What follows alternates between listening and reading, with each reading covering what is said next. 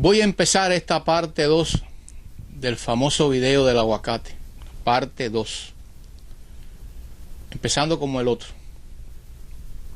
Cuando los cubanos iniciaron una lucha contra el régimen comunista de Cuba en los albores de 1960, creyeron que podían hacer la misma lucha que la que hicieron contra Batista, y se equivocaron, porque lo que ya se estaba gestando, se estaba experimentando en Cuba era un pavoroso experimento muy viejo, muy antiguo, muy malintencionado, muy terrible, muy eficaz.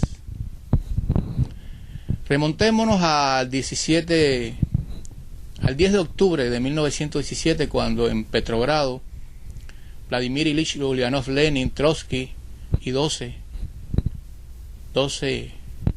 bolcheviques más iniciaron la revolución,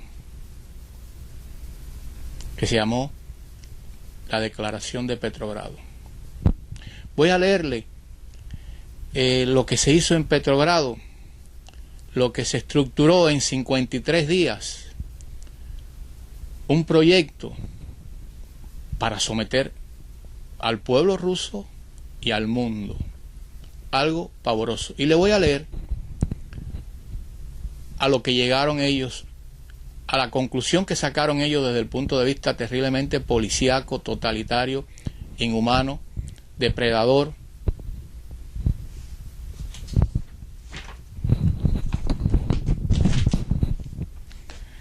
En sus 53 días de vida, el Comité Militar Revolucionario Bolchevique resultará como un balón de ensayo, un laboratorio, una escuela, con relación a la metodología represiva a aplicar al pueblo ruso con la llegada de la dictadura del proletariado, con la llegada del marxismo mesiánico, con la llegada de la revolución bolchevique. 53 días más que suficientes para darle formas y tener listas al 100% las técnicas más elaboradas, científicas y refinadas para matar, someter y vencer. 1. El hambre como arma de matar. 2. El hambre dosificada como método de sometimiento social. 3. Este es muy importante. La infiltración del espía dentro de las filas contrarrevolucionarias. 4. El desquite social, igual que a la lucha de clases. 5. El arrancar sutilmente a los niños del seno familiar para ponerle el Estado como sustituto. Imponer al pueblo los reflejos condicionados con las teorías de Iván Petrovich Pavlov como herramientas de sometimientos, esclavitud y muerte. 7. La técnica de la deportación-abandono aplicada a los enemigos, condenándoseles a una muerte segura. 8.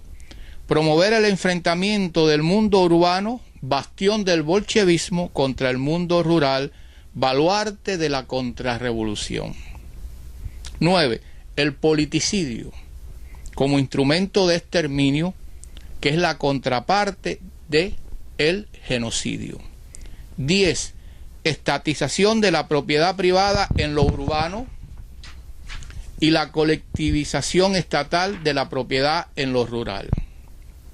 11. La filosofía de Dzerzhinsky, el creador de la Checa, el estructurador ahí en los 53 días en Petrogrado de este horror. Y él dijo: como los bolcheviques no tenemos todos los recursos y la fuerza necesaria, hay que estimular a la espontaneidad revolucionaria de las masas que maten sin dejar rastro, sin dejar récords que archivar. 12. El internamiento en hospitales psiquiátricos a los enemigos contrarrevolucionarios con la justificación de que solamente un loco puede estar en contra de la revolución. La socialista María Splindonova fue la primera enemiga en ser recluida en un hospital psiquiátrico como prisión política. Y el último, 13. Siglas de los diferentes engendros de represión, encarcelamiento, tortura y muerte bolchevique. El CMRP, del que hemos hablado, la Checa, la GPU, la MVDA y la KGB.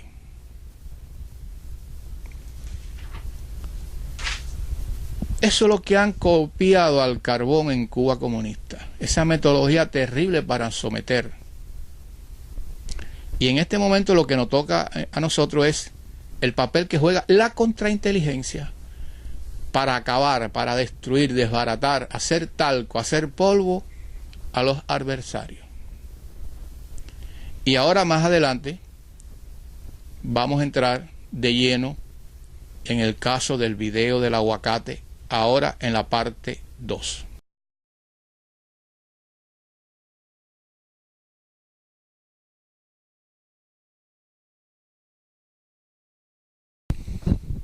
Partiendo del video del aguacate, parte 2. Habiendo escuchado esto que acabo de relatar anteriormente, tenemos que meternos de lleno en esa naturaleza policíaca terrible que son los órganos de seguridad del Estado comunista. En el caso cubano, la cantidad de eventos donde los espías han determinado el destino, la destrucción de los adversarios contra el comunismo. No una batalla frontal, no un enfrentamiento cuerpo a cuerpo, no, es sutilmente esas personas dentro del seno de una organización y en un momento dado te llega vestido de verde olivo con la chapita plateada del Ministerio del Interior, acabando con la quinta y con los mangos. Si la gente no se da cuenta y no estudia de lo que son capaces esta gente en su ciencia policíaca, lo único que le queda es ser derrotados o ser puestos en evidencia o ridiculizados. Tan temprano como en los años 60 y 61, después de la ida de Mikoyan a Cuba, donde se estructuró todo esto del Ministerio del Interior, cogían a los guajiritos de monte adentro, muchos sin dientes, y se lo llevaban a estudiar becados 2 y 3 años a la Unión Soviética. Qué cosa más linda llevar a los guajiritos, a la gente analfabeta, a superarse en una actividad fitosanitaria, estadística, planificación. Qué cosa más bella, ¿no? Enviar a esos pobres muchachos y personas a superarse a la Unión Soviética. Pasaban los años y regresaban a Cuba. Venían ya con el traje de miliciano, pero iban a trabajar en las granjas y en las entidades ya intervenidas por el régimen, robadas a sus legítimos dueños, a trabajar en una oficinita ahí, un pequeño buró ahí humilde ahí, a trabajar en estadística, en planificación, de fitosanitario, de inseminación artificial. Y empezaban a funcionar. Y cuando algunos de estos dirigentes se pasaban, corrupción, ligereza, los que fuera, un día, ese jefe de la agrupación básica Guaso, que se creía que era el dueño del mundo, llegaba al edificio donde estaba la instalación básica Guaso, robada a su legítimo dueño, y cuando se iba a sentar en el buró, había uno sentado en el asiento de él, el encargado de planificación y control, el mulatico encargado de planificación y control, que había cogido una beca y había ido a estudiar a la Unión Soviética. Pero esta vez, claro, ya venían de la Unión Soviética con sus prótesis de platino y eso, lo que no habían perdido la dentadura. Pero ese individuo que hasta ese momento había sido encargado de la planificación y del control de la empresa, venía vestido de verde oliva, con la hebillita, con la bota de cuero lustrosa y con la Makarov en la cintura. Ministerio del Interior. Le sacaba un mamotreto y decía: estás arrestado. Fíjense, ¿quién fue el que jugó el papel importante? Un individuo que parecía inofensivo. Y eso se puede ir ampliando en todos los aspectos. Los que han ido a la Unión Soviética, los aviadores famosos que van a la Unión Soviética, regresan y un día llegan a Miami. Mucho cuidado con todo aquel que haya ido a la Unión Soviética. No quiere decir en 100%, pero mucho cuidado. Porque no se sabe que además de ir a educarse en algo, cogen cursos intensivos de la policía política. Y seguimos avanzando. Pero no vamos a hacer la historia completa porque nos cogería mucho tiempo. Pero vamos a detenernos, por ejemplo, en el caso de Orlando Zapata. No vamos a hablar del espía Roque que contribuyó a la muerte de los hermanos al rescate. No vamos a hablar de ello, ya hablamos antes. Vamos a detenernos en el caso Zapata.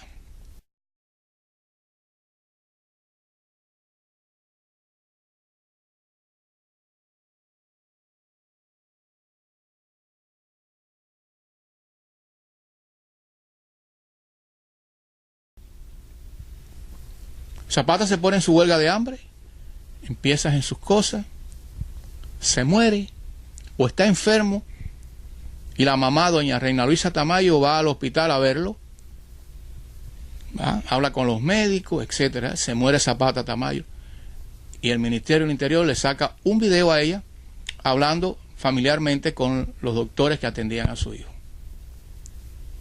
La habían filmado, la habían grabado. Vamos al caso del cuarto bate Osvaldo Payá Sardiña. Tiene un accidente, muere, el mundo se conmueve.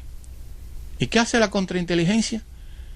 Lo que parecía evidente que había que dar explicaciones muy claras y directas de lo que pasó en ese accidente o en ese atentado, pues la contrainteligencia maneja sus tentáculos pavorosos por aquí, por allá, empiezan a grabar videos, filmar y empiezan a sacar declaraciones, como hicieron desde el caso de Menoyo y anteriormente todos los infiltrados que capturaban cuando el caso de Vicente Méndez. Es decir, lo ponían a hablar y usaban esos métodos tan terribles que sin dar golpe te vuelven loco a hacer declaraciones contra uno mismo y a favor del régimen que lo tenía ahí apabullado. Eso ha ocurrido siempre. En el caso de Osvaldo Payá, algo tan escandaloso, ellos han ido maniobrando por aquí, por allá, han sacado videos, han sacado evidencias. ¿Y cómo ha terminado todo? El mundo ya no se acuerda de Osvaldo Payá Sardiña.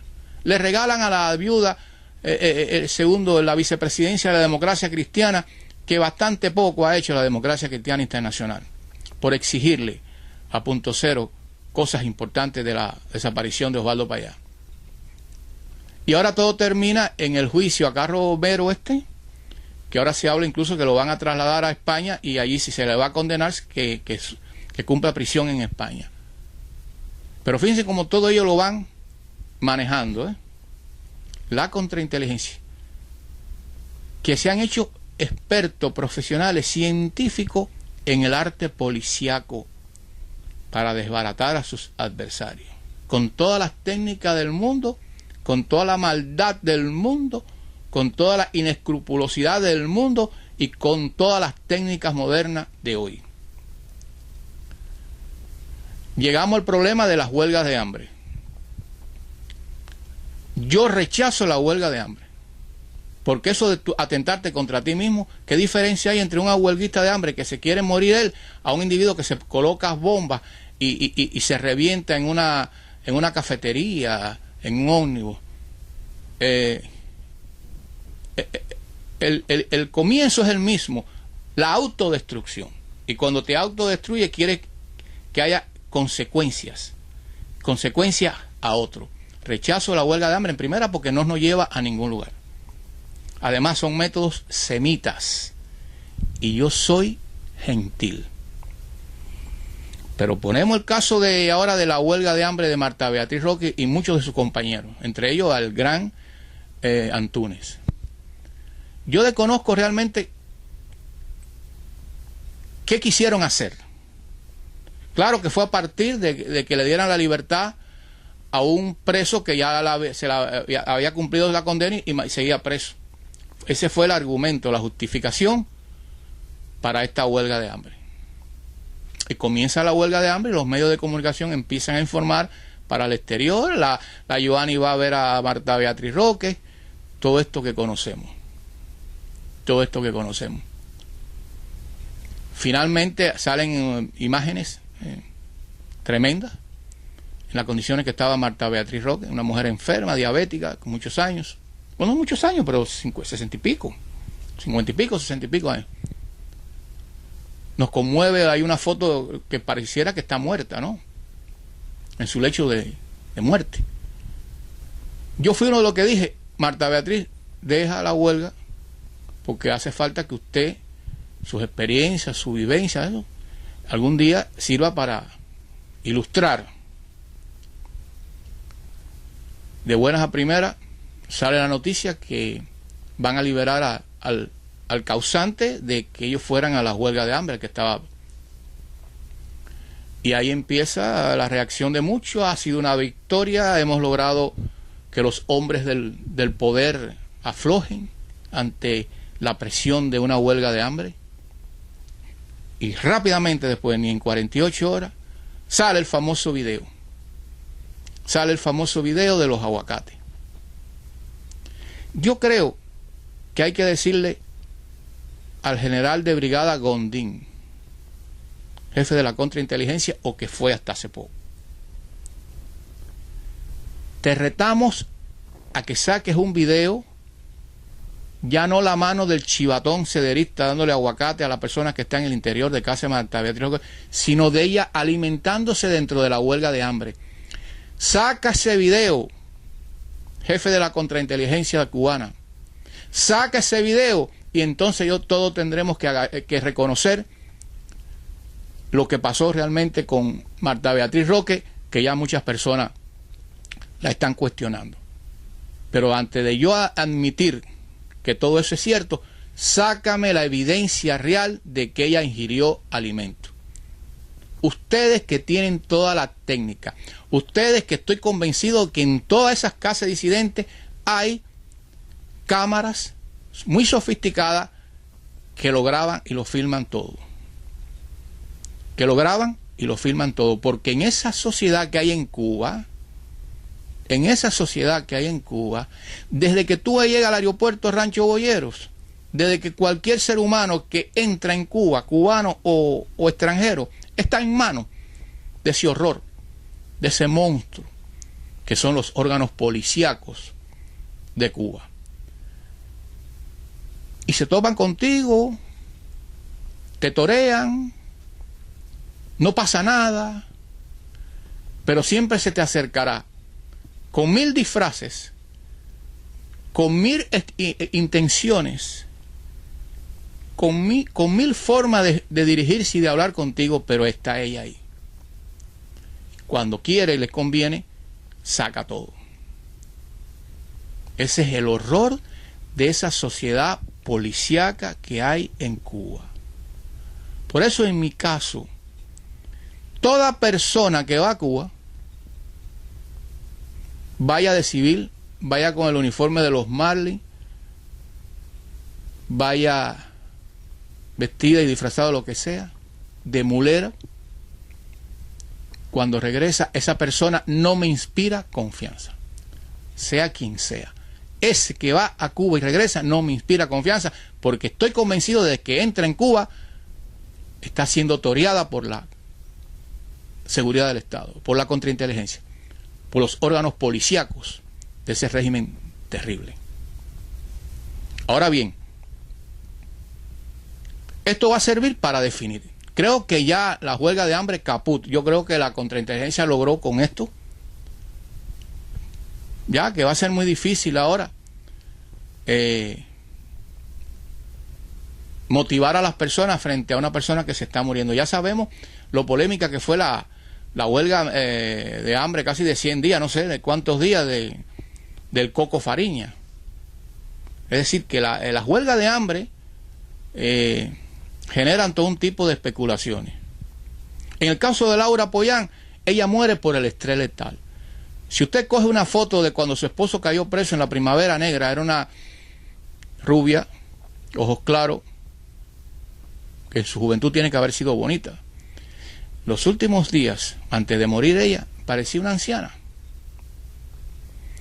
Eso es el estrés letal que te impone estar todos los días víctima de manifestaciones, de tiradera de piedra, de amenazas, de letreros en el portal de tu casa que te humilla, que te hace daño. Ese es el estrés letal que sufren las personas que allá dentro de Cuba le dicen no al régimen o lo están cuestionando. Entonces, ¿a qué conclusión llegar? Y antes de llegar a esa conclusión, le voy a dar otro dato. ¿Quién no conoce a Armando Valladares, preso político, embajador de los derechos humanos cuando Ronald Reagan, un escritor increíble, una actitud anticomunista siempre? Bueno, pues cuando salió de la prisión,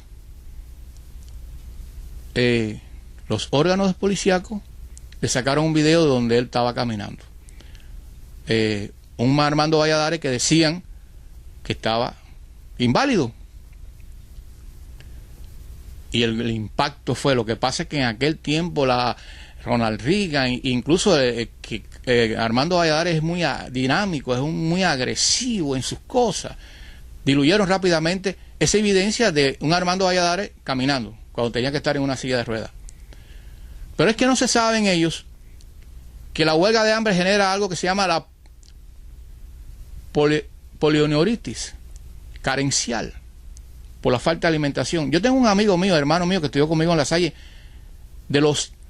de Tres Masivos, de las famosas gavetas, aquello que fue horrible para los presos políticos, y él participó en una huelga de hambre, y en un momento dado quedó sin poder caminar, tenía que estar en silla de ruedas o postrado. Pero eso se le pasó. ¿Quién puede pensar que Armando Valladares en los últimos tiempos superó la polineuritis carencial y pudo incorporarse?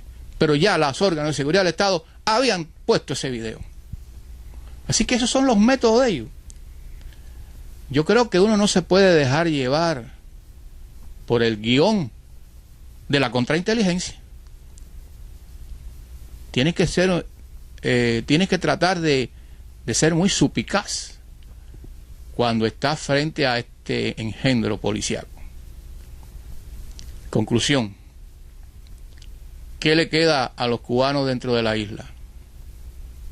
Que pudiera rasgar, que pudiera arañar un poquito esa monstruosidad que es Punto Cero.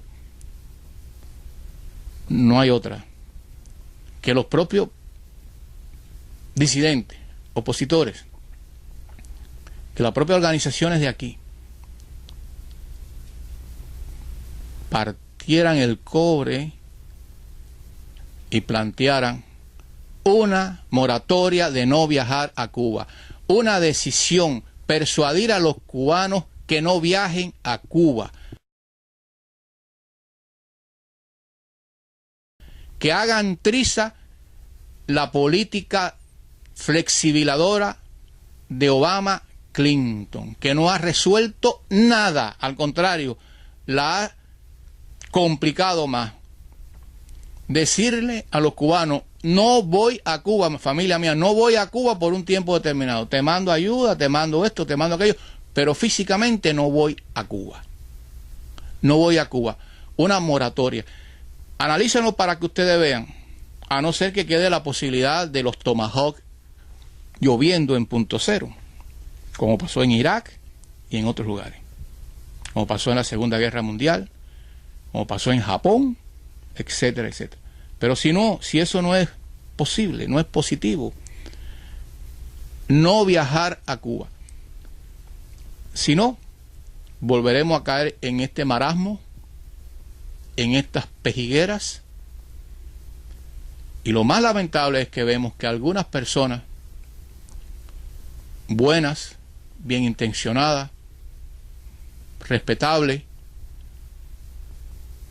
se han dejado tupir por el guión de la contrainteligencia. Hay que decir que Marta Beatriz Roque tradicionalmente ha sido penetrada. Es decir, que es muy normal que Marta Beatriz Roque esté penetrada. Odilia Collazo, su asistenta, una agente de la seguridad del Estado. ¿Quién puede negar ahora que a lo mejor ella está penetrada? Ahora, tenemos dos alternativas. O nos vamos contra Marta Beatriz Roque, Antúnez y los demás, o le planteamos un desafío, un reto a Gondín, del segundo Frente Fran País Oriental, Gondín, general de brigada, hasta hace muy poco jefe de la contrainteligencia. ¿Con Gondín o con Marta Beatriz Roque? Todo en Cuba es muy sofisticado. Todo en Cuba es muy sofisticado. Y muy triste.